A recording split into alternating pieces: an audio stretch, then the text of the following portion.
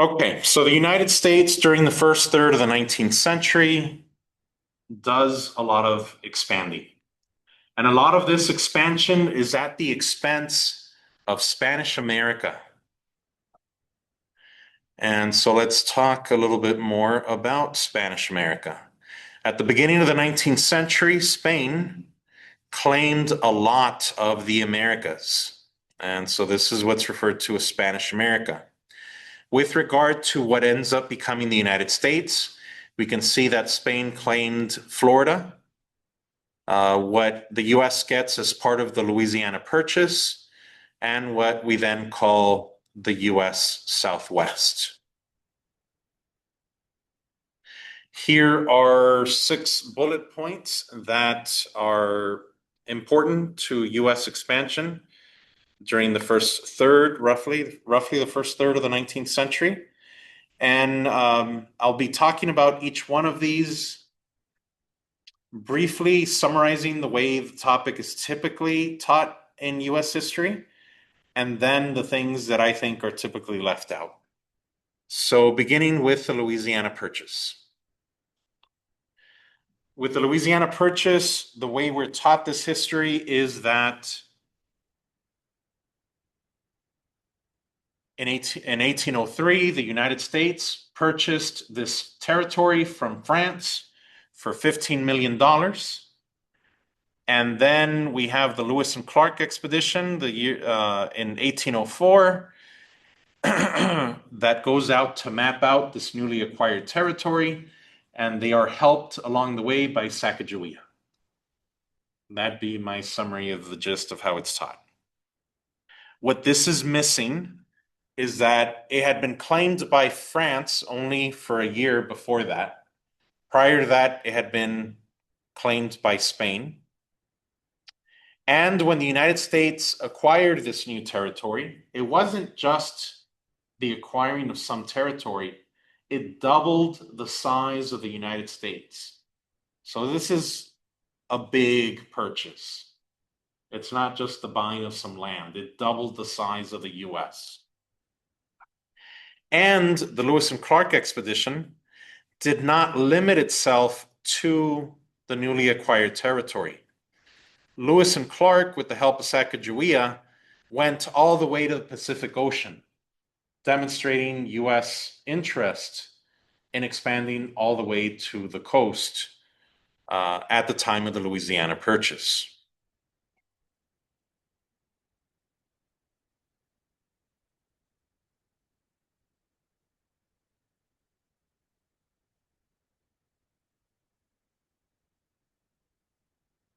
Next bullet point is the War of 1812.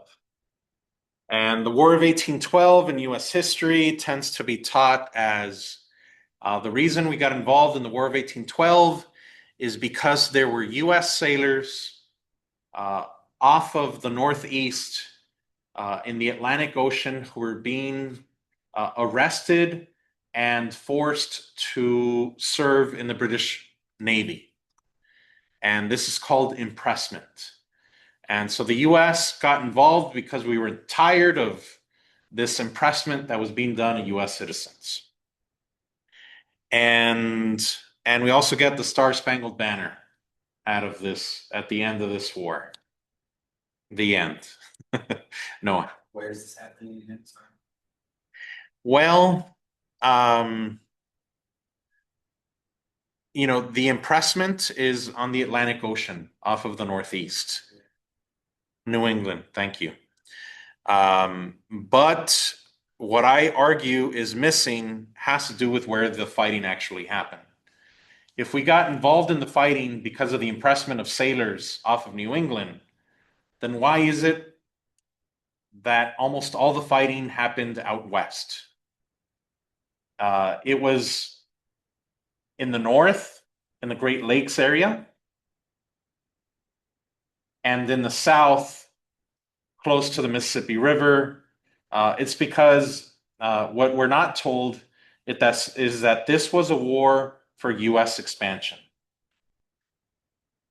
We wanted to expand our territory into British Canada, which is why we were fighting with Britain and why we bombed their capital of Ontario,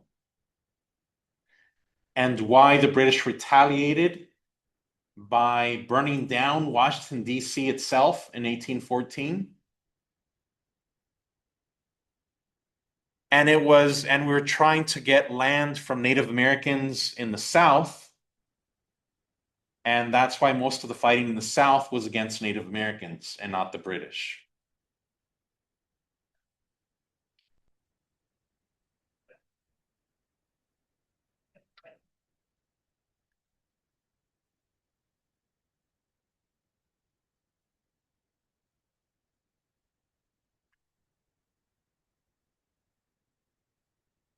Next one, the Adams-Oniz Treaty. The way we're typically taught in US history about the Adams-Oniz Treaty is that in 1819, the United States and Spain signed the Adams-Oniz Treaty, where Spain agreed to give the United States Florida.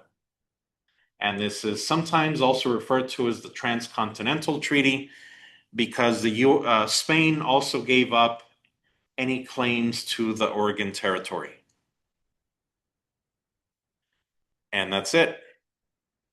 What we're not taught is that, that Florida had been claimed by Spain for a long time, from the 1560s to the 1760s, so 200 years.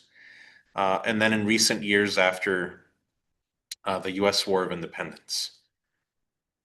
We're also not taught about filibusters. Now, you may be more, and I'm going to go back to the slides. Don't stress out if you didn't get it all. I'm going to go back to it. But first, I want to introduce filibusters. So you may be more familiar with the definition of filibusters that has to do with people, members of Congress, trying to delay or prevent the vote on a bill by talking as long as they can in order to do that. That's not the definition that is most relevant for this class. The definition most relevant to this class of filibuster is when a person gets an armed group together, they go to a territory that doesn't belong to the country they're a citizen of, they militarily forcibly take an island, a port, a fort, a region, and then they say, we bring you freedom and independence, and we're going to be in charge. And there were many examples of that in Florida, for example, 1810, 1813, 1814. In Texas, there were 5 between 1801 and 1819, and we're going to learn about some other ones later. The point is that there were US citizens that had gone into Florida and militarily taken over parts of Florida. And then the US government itself went in 1818, right before 1819, to finish taking over the state. And so when the Adams-Oniz Treaty is signed, the US had already militarily taken it over. And that's why Gonzalez, the author of the book Harvest of Empire, refers to the Adams-Oniz Treaty as more akin to a street corner holdup than an agreement between two countries. Yes. Was this the time when Spain just gotten control of the peninsula again or was that a different? Because I thought you'd said something about how they just got control over there, so that was more important to them. Maybe the book said it. That was more important to them to protect that, so they kind of just let this go over here. Yeah. So in 1819, it was during the Latin American Wars for Independence. And so Spain was preoccupied fighting wars with Mexico and parts of South America, which connects to this as well. And so, yeah, the book may have said, you know what, we're preoccupied over here, so sure, we'll give up this territory. All right, so let's see. First, all parts of this agreement, Spain gave up any claim to Oregon, and that's why it's referred to as the Transcontinental Treaty as well as the Adams-Oniz Treaty. Spain gave up Florida to the United States, and this treaty also settled the specific borders of Texas. But these are the northern and eastern borders, not the southern and western, because that becomes an issue later on.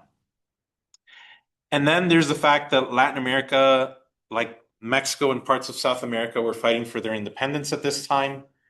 And part of the agreement that the United States made with Spain was the United States agreed not to help Mexico or other Latin American countries gain their independence in exchange for Florida.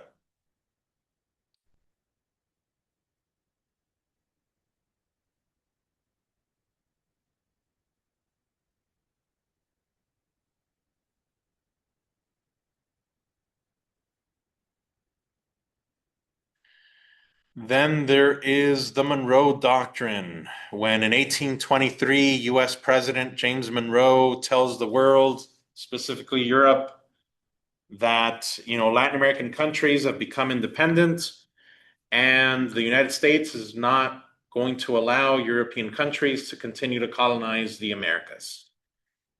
Fine and dandy, but there's a couple issues with it.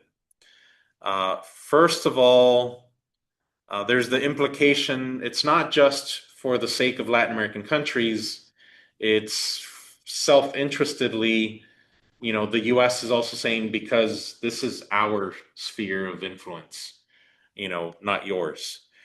But the other part is the US did not yet have a navy to be able to enforce the Monroe Doctrine in the Americas, or not that it didn't have a navy, it didn't have a navy strong enough to be able to do that.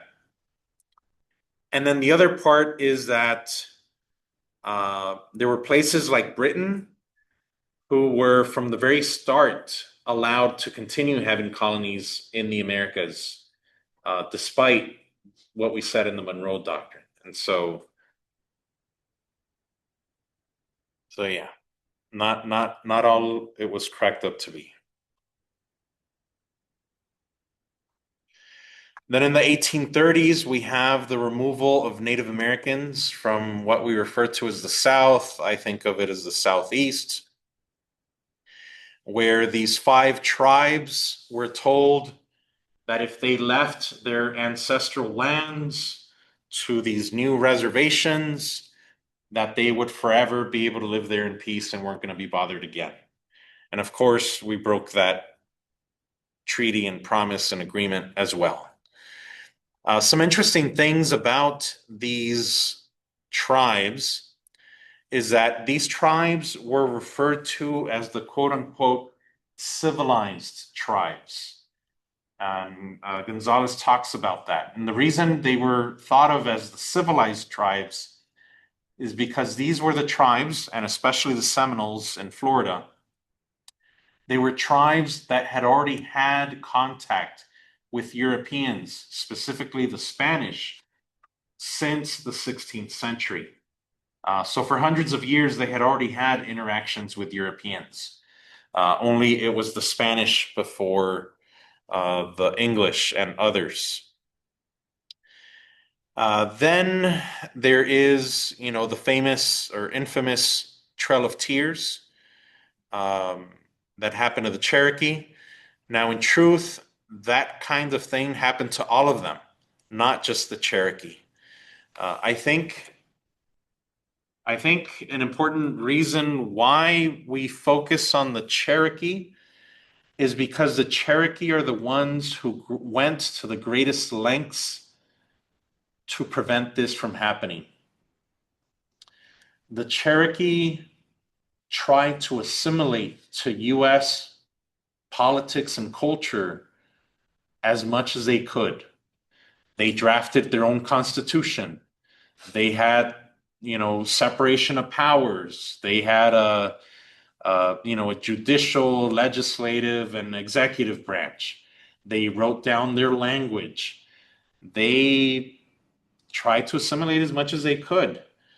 Being in the South, there's Cherokees that even own slaves to fit into Southern society. And nothing they did spared them from being forcibly removed. And so I think that's part of the reason why the Trail of Tears is remembered most or more tragic than the forceful removal of the other four.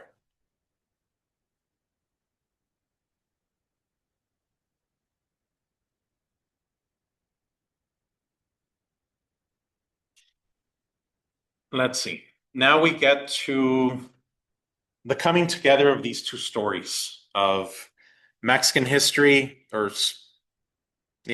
Mexican history up to the 1830s, US history up to the 1830s, and then coming together.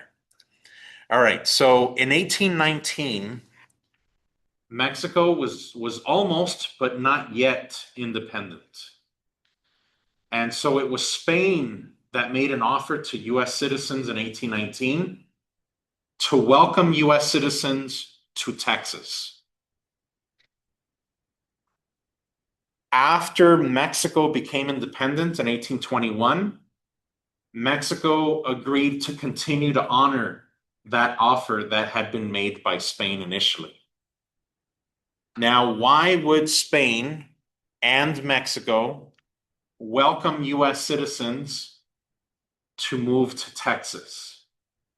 And that is because the most powerful entity in Texas was not the US or Mexico. It was Native Americans, specifically the Comanche Indians. And they usually get excluded from history and not recognized for their role. Mexico wanted, well, when Spain made the offer, they just wanted more non-natives. They wanted a larger number of non-natives to help them fend off the Comanche. And when Texas becomes part of Mexico, Mexico continues to honor that for similar reasons. They just want to have more more non-natives in that area to help them have a stronger claim on it, and to help defend themselves from the Comanches. And so, US citizens are welcome to Texas. They are given land super cheap. And so Mexico was the land of opportunity for US citizens when they would go to Texas. They could get lots of land very cheaply. What Mexico asked in return is that they needed to become Mexican citizens. They needed to conduct their government business in Spanish, and they had to become Catholic. That's what Mexico asked of those US citizens that moved to Mexican Texas.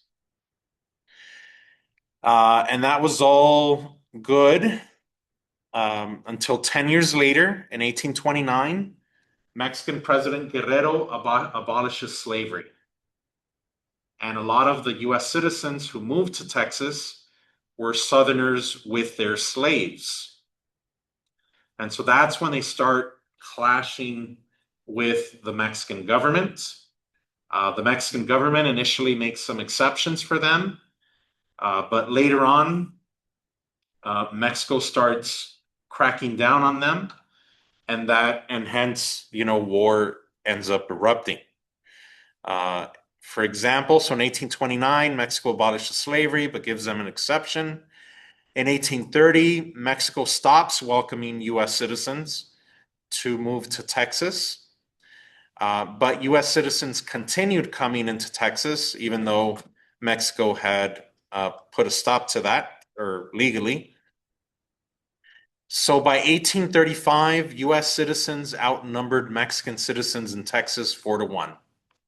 And at the Alamo, the majority of the people defending the Alamo were US citizen illegal aliens in Mexico. Just a little turn of the tables there. So are you saying it's mostly against Americans? Uh,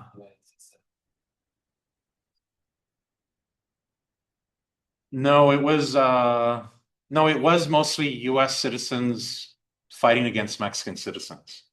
It's that those US citizens in Texas were there illegally because it was part of Mexico. Yeah, and most of them had gone there after 1830 when Mexico had said, we're no longer welcoming US citizens to move to Texas. Yeah.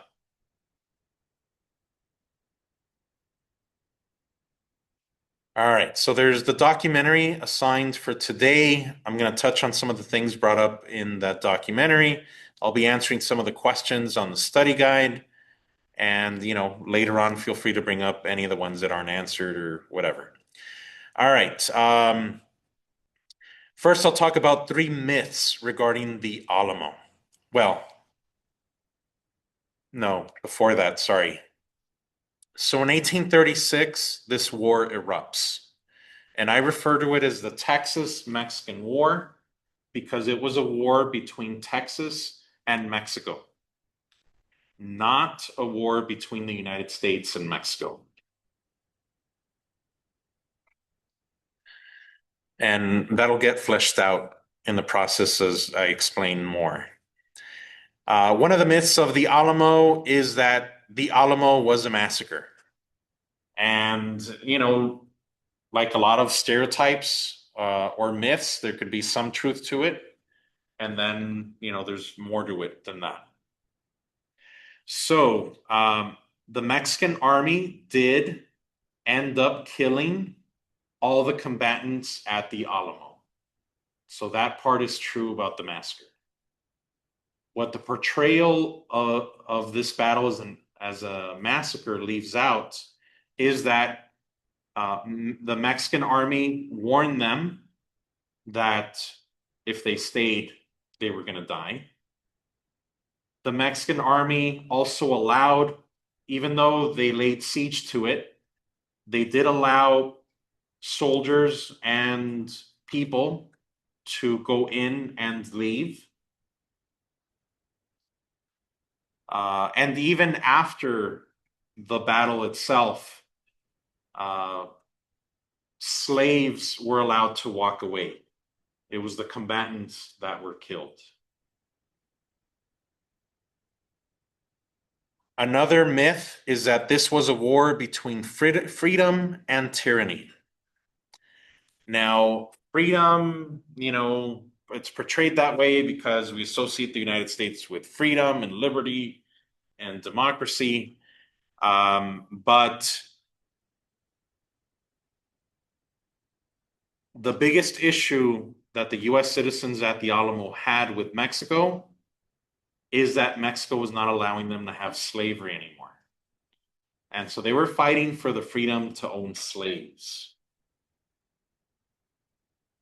And with regard to tyranny, that has to do with saying that Antonio Lopez Santana was a tyrant, was a dictator. And again, there's some truth to that. He had gone from being a liberal to a conservative, which meant more power, more centralization of power to the national government and to the executive branch. So he was moving in the direction of dictatorship.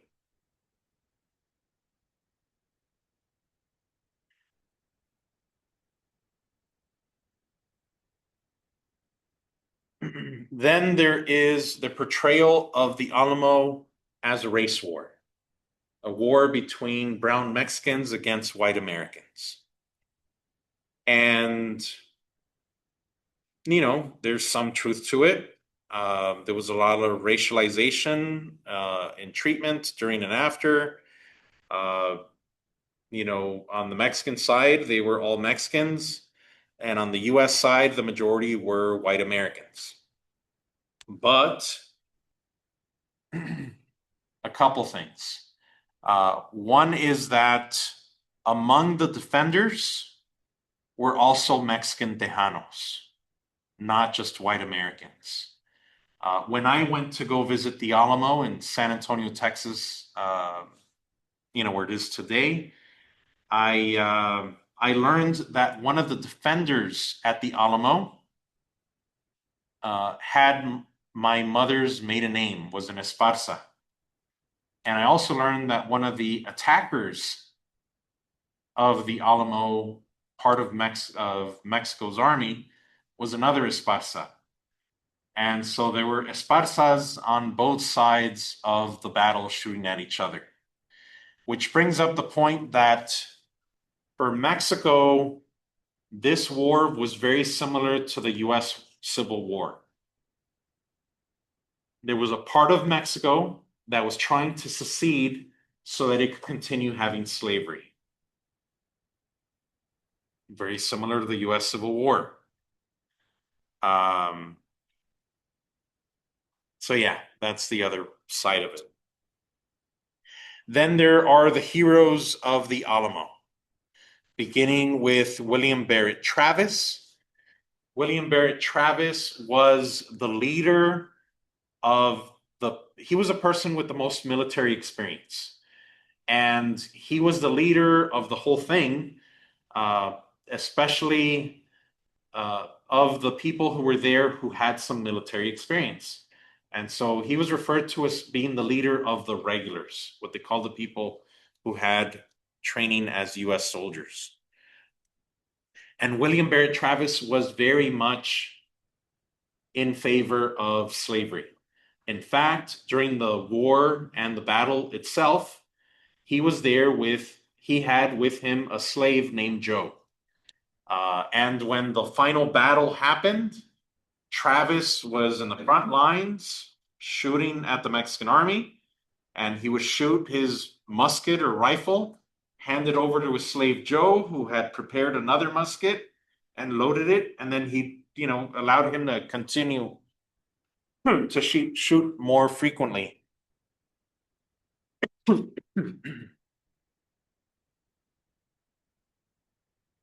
But Travis ended up being one of the first people killed.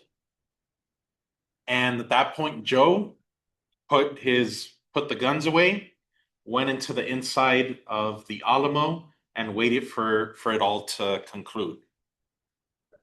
At the end of the battle, he was allowed to walk away. Then there's James Bowie. Bowie had the reputation for being what they called an Indian fighter. He had a reputation for fighting Native Americans. And he was so well known that there was actually a knife named after him. Even today, this kind of knife is referred to as a Bowie knife. And the story, in addition to that, Bowie, the reason he was in Texas was because he had been caught doing fraud in the Louisiana Purchase area. He had falsified documents where he claimed that he had been given Spanish land grants in the Louisiana territory. And it amounted to millions of acres of land. And when this was discovered that it had been with falsified documents, he fled to Texas to avoid the law. And Bowie was in charge of the volunteers, the people who didn't have military experience. But when the final battle happened, he was very sick and he wasn't able to fight much. He was bedridden. And then, the documentary brings up a couple different examples where, according to his mom, he died fighting. She wasn't there, and she wrote a letter about this to the newspapers like decades later. More realistically, he was so sick that he was bedridden. And when the Mexican soldiers found him in the bedroom, they portrayed him as being a coward and hiding under a bed. Uh, the truth, like is often the case, is a combination of things. He was probably so sick that he was bedridden, wasn't able to fight. When the fight came to him, he did what he could from that bedroom, and that was that. Um, yeah. Then we have Davy Crockett. Davy Crockett in 1835, we could say, was the one of the most famous people in the United States. Some historians refer to him as the first media celebrity of the country. His reputation was that of being a frontiersman. A frontiersman were the people who would go out into the frontier and live among Native Americans and trade and risk their lives out in the frontier. And his reputation was larger than life. Uh, I think of Chuck Norris as, I'm sorry, Chuck Norris. I think of Davy Crockett as the Chuck Norris of the 19th century. If you're not familiar with Chuck Norris, he was a Hollywood movie star like the 1970s and 80s. Before memes were a thing and social media, there were what could be called memes of Chuck Norris in T-shirts in the 80s and 90s. So people would have these funny memes on their T-shirts of Chuck Norris, and one that I remember, there's a zillion of them. One I remember is Chuck Norris doesn't do push-ups. When Chuck Norris does a push-up, he pushes the earth down. Like these incredible, larger than life things. And those are the kind of things that would be said about Davy Crockett. Like Davy Crockett could kill a man with a whisker from his beard. Davy Crockett could kill a bear with his grin and his growl. Davy Crockett could ride a lightning bolt. Like all these, incredible, impossible things. More realistically, Davy Crockett was a politician and he was a congressperson. And Davy Crockett wanted to capitalize on being so famous to become president of the United States. But when he lost the re-election to Congress, he knew that if he couldn't win re-election within his own district, then he wasn't likely to win a national election to the presidency. So Davy Crockett went to Texas in hopes that he would become a war hero and president of Texas. Davy Crockett arrives to the Alamo. He lifts up the spirits of everyone there. They're happy that this incredible person is there helping him fight. He lifts their spirits. He fights with them, and he he was one of the last survivors. Now in Hollywood and Disney movies and some old history books, they just assume that he died fighting, that he ran out of bullets. He flipped around his musket or rifle and starts hitting Mexican soldiers with the butt of his rifle. But more likely, he was one of a handful of survivors of the defenders, and the officer in charge wanted to spare his life, but the Antonio Lopez Santana ordered that he be executed, and the rest. And so it seems like that's the most likely scenario of what actually happened. And Davy Crockett and the other survivors were stabbed to death with the bayonets. The bayonet is that knife on the front end of the rifle or musket. So they would have, that's most likely how he died. So there were 200 defenders at the Alamo who died. And these defenders killed between, what was it? I think it was between 60 and 225 Mexican attackers. I gave the answer in the study guide questions.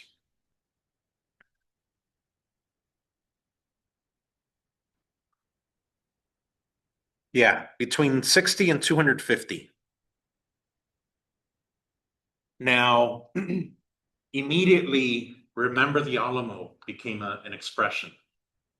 The newspapers throughout the country spread word about this battle where the Mexican army had killed 250 defenders, the majority of them US citizens. And so they were calling for US citizens to help them. Money, supplies, or people, to volunteer to fight. And so that was the first practical purpose of that expression, remember the Alamo. Right after the Alamo, there was another incident called the Goliad. At the Goliad, instead of 250, there were 350 Texans. And they did not fight against the Mexican army. They surrendered.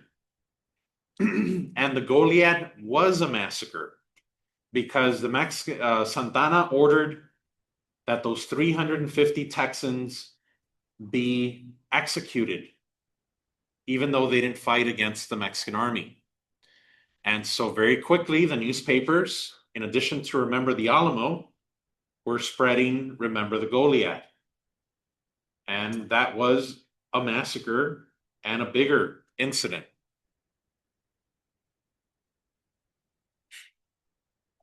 Then after that, there's the Battle of San Jacinto. The Antonio Lopez de Santa Anna was overconfident. He split up his army into three parts. And in his mind, these three separate parts of his army were chasing down the Texans. And he didn't think that they would have the guts to attack him. So he thought he had them on the run. Santana was with one of those thirds of his army. And at San Jacinto, they were surprise attacked. They didn't think the Texans would attack, and they did.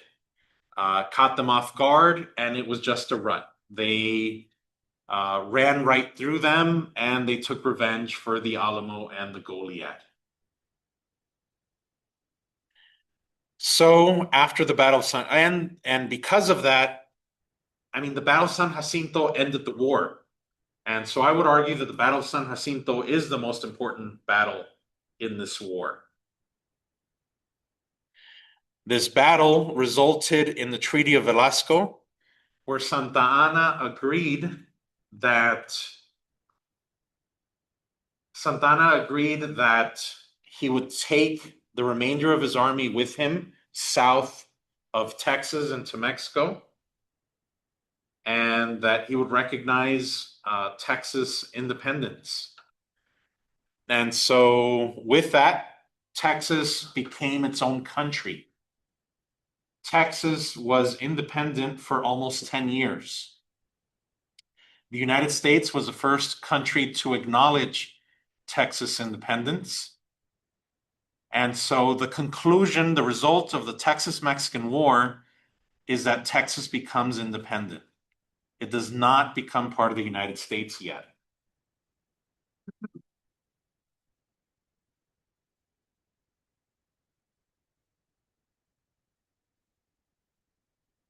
And I'll mention this later, but it wouldn't hurt to bring it up now, that when Santa Anna gets to Mexico City and he informs the rest, Congress people, the rest of the government about what happened, Mexican Congress says that the Treaty of Velasco is invalid. That the president of Mexico does not have the authority to give away Mexican land. That only Mexican Congress can do that. And so Mexico never acknowledges the independence of Texas, while the United States does. Now we get to this question I want to bring up of why do we remember the Alamo?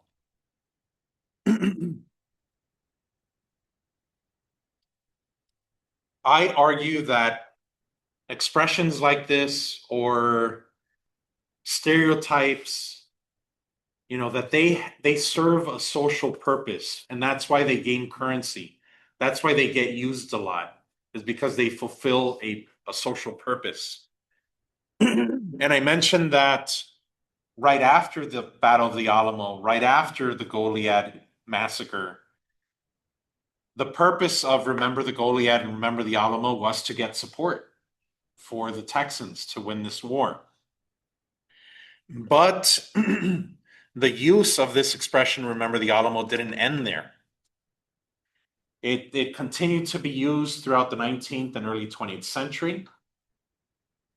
And I would argue that it was because it helped Texans and other people in the Southwest, but especially Texans, justify the taking of half of Mexico's land. It's like, well, just remember the Alamo. It also served to justify the taking of individual people's personal property that were of Mexican descent. Lots of examples of that. You also learned in Acuna chapter 4, and I think that chapter's titled Remember the Alamo, that during the second half of the 19th century, early part of the 20th, from 1848 to 1928, the rate at which Mexican Americans were lynched was a rate higher than the rate for the lynching of African Americans in Mississippi during that same period.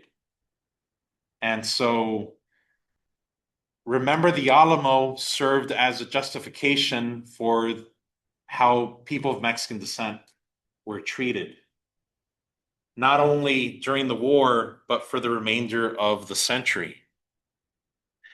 And there's another aspect to it that is not unique to this war or to this phrase. I argue that, and you don't have to agree with me, but I argue that with every US war, the public is always told what to remember. And when we're told what to remember, it is for the purpose so that the public will support the war. And it is almost never the real reason why we went to war. And so here for the Texas-Mexican War, we have Remember the Alamo. For the Mexican-American War, we have President Polk saying that American blood has been shed on American soil. For the Spanish-American War, we'll learn about the explosion of the USS Maine. For World War I is the sinking of the Lusitania. For World War II, it's Pearl Harbor. For Vietnam, the Vietnam War, the Tonkin Gulf incident. For the War on Terror, it's 9/11. For every war, we're told what to remember. And it's so that the public will support the war, even though it's almost never the real reason why we went to war to begin with.